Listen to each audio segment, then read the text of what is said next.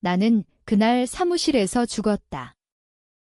김태우 부장님이 내 앞에 서서 서류를 툭 던지며 말했다. 이지훈 씨, 회사 이미지가 뭐라고 생각해? 틱톡에서 춤추고 웃는 게 직장인 모습이야.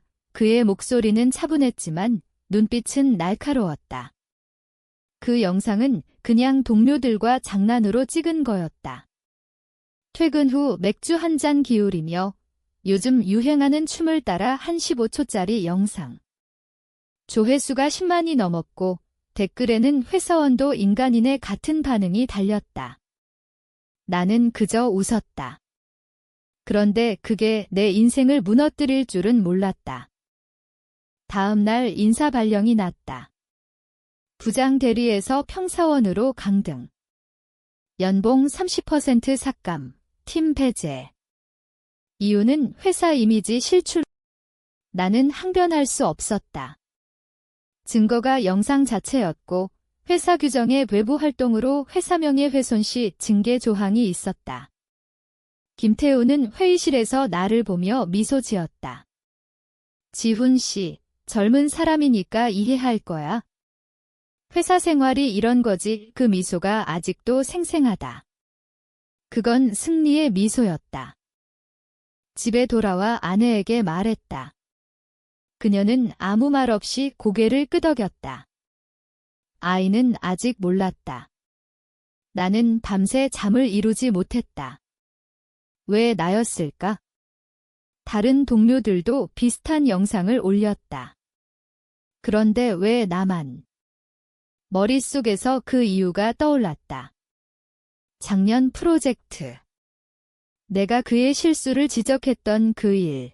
그는 내 앞에서 고개를 숙였지만 그 뒤로 나를 지켜봤다. 그 틱톡은 그냥 핑계였다. 그는 나를 제거하고 싶었다. 다음 승진 후보가 나였으니까. 나는 처음엔 참았다. 한국 회사에서 상사의 결정에 반항하면 끝장이다. 이직해도 블랙리스트에 오를 수 있다. 그냥 버티자. 그렇게 스스로를 설득했다. 출근해서 커피 타고 자료 정리하고 야근하고. 김태우는 나를 보며 가끔 열심히 하네라고 말했다. 그 말 속에 숨겨진 조롱이 느껴졌다. 나는 웃었다. 속으로는 이를 갈면서. 하지만 밤이 되면 달랐다. 혼자 있을 때 그 강등 통보서가 떠올랐다. 가족의 미래가 흔들렸다. 아내의 눈빛이 변했다. 아이 학교 등록금, 집 대출. 모든 게 무거워졌다. 나는 거울을 보았다. 35살, 아직 젊지만 이미 피곤한 얼굴. 참아야 해라고 중얼거렸다. 그런데 어느 날 그 말이 빈 메아리가 되었다. 참는 게 과연 살 길인가? 임랭이 정말 나를 지켜줄까? 그 무렵 나는 그의 서랍을 보게 되었다. 우연히 야근 중에 열린 서랍 속 파일. 특별 경비라고 적힌 폴더. 호기심에 열어봤다. 거기엔 영수증이 있었다. 고급 레스토랑, 해외 출장 명목의 항공권, 하지만 일정이 맞지 않았다. 나는 사진을 찍었다. 손이 떨렸다. 이게 뭘까? 그냥 실수일 수도 있다. 나는 폴더를 닫았다. 그날 밤 잠을 자지 못했다. 만약 이게 비리라면? 만약 내가 신고하면? 아니, 아직은 안 된다. 나는 그렇게 생각했다. 증거가 부족하다. 위험하다. 그냥 있자. 그런데 다음 날 김태우가 나를 불렀다. 지훈 씨, 요즘 열심히 하네. 다시 팀으로 복귀시켜줄까 생각 중이야. 그의 말에 나는 고개를 숙였다. 감사합니다. 하지만 속으로는 알았다. 이건 미끼다. 나를 길들이려는. 나는 그 미끼를 물지 않았다. 대신 관찰하기 시작했다. 그의 일정, 이메일, 통화. 조용히, 아무도 모르게. 그게 복수의 시작이었다. 아직은 작고 조심스러운. 시간이 흘렀다. 강등된 지 6개월. 나는 여전히 평사원 자리에서 자료를 정리했다. 동료들은 나를 피했다. 김태우의 눈치가 보였으니까. 그는 승승장구했다. 다음 이사 승진 후보 1순위. 회사 분위기가 그를 중심으로 돌아갔다. 나는 그걸 지켜봤다. 매일 아침 그의 책상을 지나치며 그의 커피잔을 보았다. 그 잔에 담긴 게 그의 자신감이라는 걸 알았다. 집에서는 상황이 악화되었다. 아내가 파트타임 일을 시작했다. 여보, 괜찮아. 우리 같이 버티자. 그녀의 말에 나는 미안함만 느꼈다. 아이가 물었다. 아빠, 왜 요즘 피곤해 보여? 나는 웃으며 대답했다. 회사 일이 많아서. 하지만 속으로는 생각했다. 이 모든 게 그 하나 때문이라는 걸? 나는 점점 변했다. 예전엔 동료들과 술 한잔하며 웃었다. 이제는 혼자였다. 퇴근 후 집에 가지 않고 회사 근처 카페에 앉아 그의 흔적을 찾았다. 그의 이메일 계정 비밀번호는 씹었다. 회사 시스템이 오래되어 기본 패턴이었다. 나는 백업 폴더를 뒤졌다. 거기 더 많은 영수증이 있었다. 거래처와의 접대, 하지만 금액이 과도했다. 그리고 은행 거래 내역. 회사 자금이 개인 계좌로 흘러들어갔다. 손가락이 떨렸다. 이건 명백한 횡령이었다. 최소 수억 원. 나는 스크린샷을 찍었다. USB에 저장했다. 집에 숨겼다. 그런데 왜 신고하지 않았을까? 그때는 아직 두려웠다. 만약 실패하면 나는 완전히 끝장이다. 가족까지 위험해질 수 있다. 한국에서 이런 싸움은 약자가 이기기 어렵다. 증거가 있어도 회사가 은폐할 수 있다. 김태우는 나를 계속 시험했다. 어느 날 나를 그의 프로젝트에 투입했다. 지훈 씨, 옛날 실력 보여줘. 그는 웃었다. 나는 자료를 만들었다. 완벽하게. 그런데 그는 내 자료를 자신의 이름으로 보고했다. 상무님 앞에서. 나는 아무 말 안 했다. 그냥 지켜봤다. 그게 그의 스타일이라는 걸 알았다. 남의 공을 가로채고 약자를 짓밟은? 그 프로젝트 중에 나는 더 깊이 파고들었다. 거래처 사장과의 통화 녹음. 그는 뇌물을 주고받았다.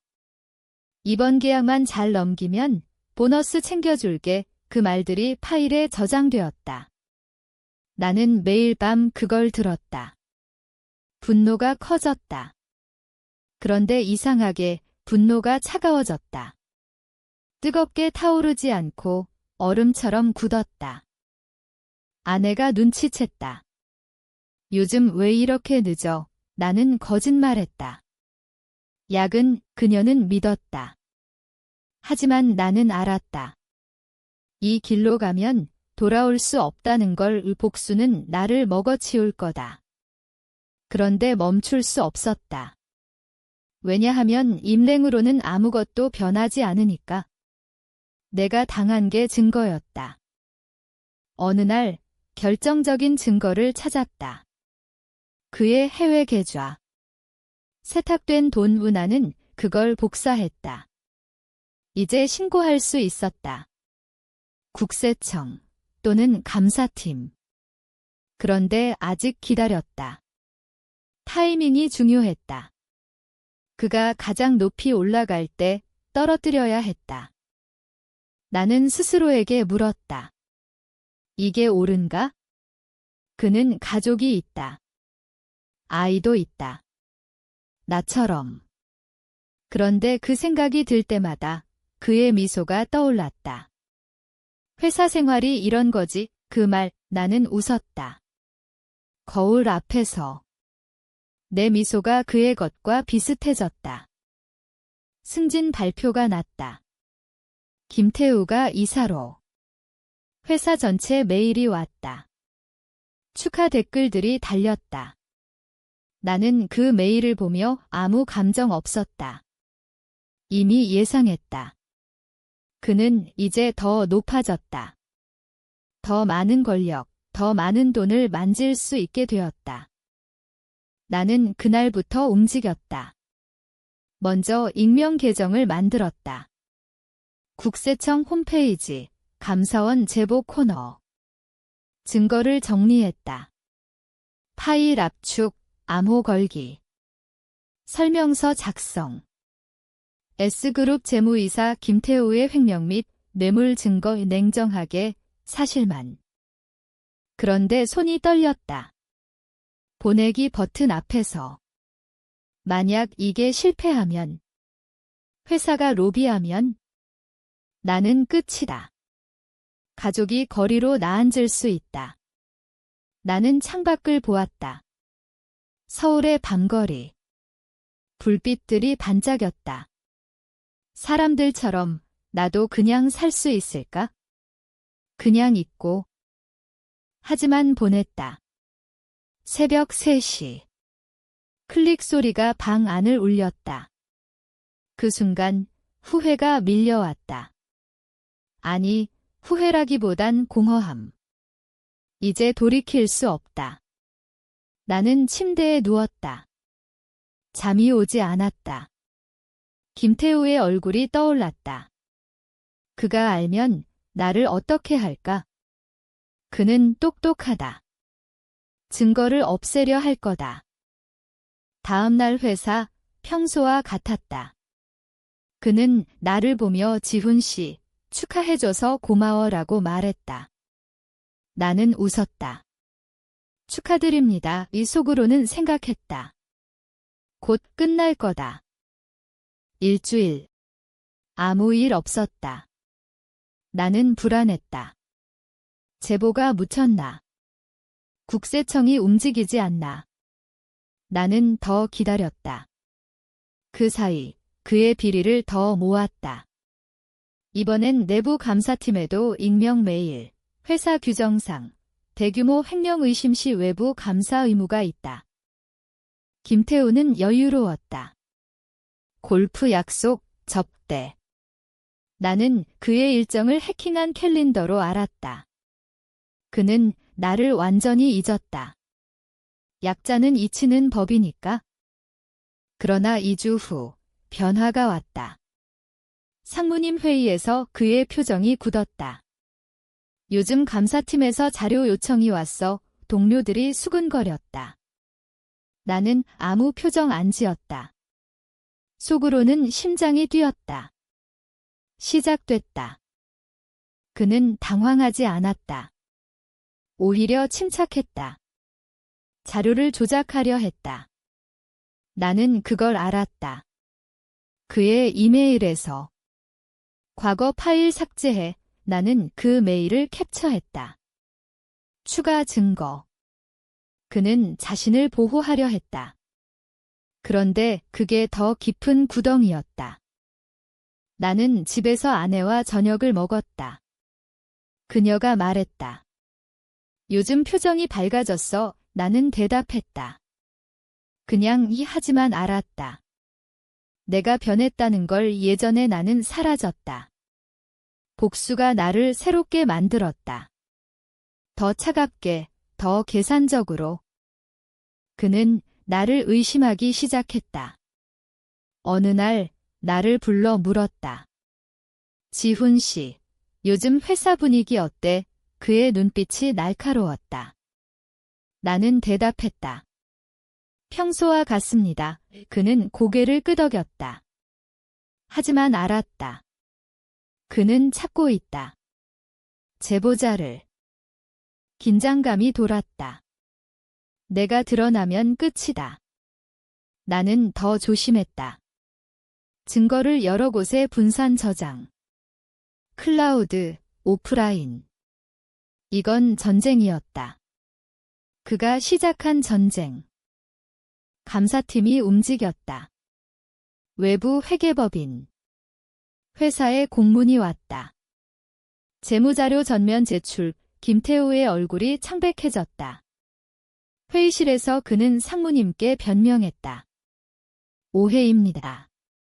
곧 정리하겠습니다. 하지만 이미 늦었다. 나는 지켜봤다. 그의 동공이 흔들리는 걸. 그는 밤새 사무실에 있었다. 파일 삭제, 증거 인멸. 나는 그걸 실시간으로 보았다. 해킹한 CCTV. 그는 땀을 흘렸다. 똑똑한 그가 이제 쥐새끼처럼. 동료들이 수근거렸다. 김 이사, 큰일 난 거 아냐? 그는 웃으며 넘겼다. 작은 실수야. 하지만 그의 손이 떨렸다. 나는 그걸 가까이서 봤다. 커피를 타주며. 그는 반격했다. 내부 조사를 시작했다. 제보자가 내부에 있다. 그는 직원들을 하나씩 불렀다. 나도 불렸다. 지훈 씨, 최근 이상한 점 없었어? 나는 대답했다. 없습니다. 그는 나를 오래 보았다. 의심했다. 하지만 증거가 없었다. 나는 불안했다. 밤에 악몽을 꿨다. 그가 나를 해고하고 가족을 위협하는 꿈 깨어나면 땀에 젖었다. 이게 가격인가? 복수의 대가. 나는 스스로를 정당화했다. 그는 먼저 시작했다. 그는 나를 파괴했다. 이제 그의 차례. 감사가 깊어졌다. 국세청까지 개입. 그의 해외 계좌가 드러났다. 그는 변호사를 불렀다. 합의할 수 있다. 하지만 돈이 얼어붙었다. 그는 빌렸다. 거래처에서. 그게 더 큰 증거가 되었다. 아내가 물었다. 회사에 무슨 일 있어? 나는 말했다. 모르겠어. 거짓말이 습관이 되었다. 나는 그녀를 볼 때마다 죄책감이 들었다. 이 복수가 가족까지 삼킬까? 그는 나를 해고하려 했다. 인원 조정, 하지만 감사 중이라 불가능했다. 그는 같았다. 자신의 덫에. 나는 마지막 증거를 보냈다. 그의 통화 녹음. 뇌물 약속. 그게 결정타였다. 모든 게 무너졌다. 김태우 이사 해임. 검찰 조사, 뉴스에 그의 이름이 올랐다. 대기업 임원 횡령 혐의 회사 주가가 떨어졌다. 직원들은 충격받았다. 그는 구속되었다. 나는 승진했다. 그의 자리에 가까운 위치로. 상무님이 말했다. 지훈 씨, 잘 버텼어. 그는 몰랐다. 내가 한 일. 김태우는 감옥에서 편지를 보냈다. 누구냐? 나는 답하지 않았다. 집에서는 평화가 돌아왔다. 연봉 인상, 가족 웃음. 아내가 말했다. 이제 괜찮아. 나는 고개를 끄덕였다. 하지만 거울을 볼 때 낯선 얼굴이 보였다. 차갑고 계산적. 동료들이 나를 존경했다. 강등당하고도 버티다니. 나는 웃었다. 그들은 몰랐다. 내가 버틴 게 아니라 파괴했다는 걸? 나는 밤에 그의 뉴스를 봤다. 그의 가족 사진. 아이가 울고 있었다. 그 순간 가슴이 아팠다. 잠깐. 하지만 곧 사라졌다. 그는 나에게 그랬으니까. 회사에서 나는 새롭게 시작했다. 더 높은 위치. 더 많은 권력. 그런데 이상했다. 나는 그를 닮아가고 있었다. 남의 실수를 기다리고 약자를 누르고. 이게 승리인가? 나는 스스로에게 물었다. 매일. 이제 모든 게 끝났다. 김태우는 징역 7년. 회사에서 그의 이름은 지워졌다. 나는 부장으로 승진했다. 사람들은 나를 성공 사례로 말했다. 하지만 나는 안다. 내가 잃은 걸 예전에 나, 가족을 보며 웃던 나, 이제는 계산만 한다. 다음 적을, 다음 기회를. 어느 날 옛 동료가 틱톡 영상을 올렸다. 나는 아무 말 안 했다. 그냥 지나쳤다. 이게 정의였나? 아니면 그냥 복수였나? 나는 아직도 그 질문에 답하지 못한다.